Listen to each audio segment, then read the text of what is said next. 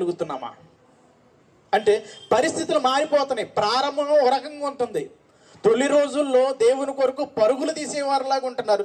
ఉండే కొందికి ఆ ప్రేమ ఏమైపోతుంది? పరిచర్య మీద ప్రేమ, దేవుని కొరకు ఉన్న కార్యక్రమాలు చేయవలసిన ప్రేమ ఏమైపోతుందంటే తగ్గిపోతూ ఉంది. ప్రారంభంలో ఉన్న సంఘానికి అన్ని చేస్తున్న సంఘానికి రాస్తూ చెబుతున్నాడు, అయినను నీ మీద తప్పు ఒకటి మోపవలసింది ఏంటంటే నీకున్న మొదటి ప్రేమను నీ వదిలిపెడుతున్నావు. నీ మీద తప్పు ఒకటి మోపుతున్నాను అంటున్నాడు. ఈ దినాల్లో ఎంతమంది కూడా చూడండి, గమనించండి.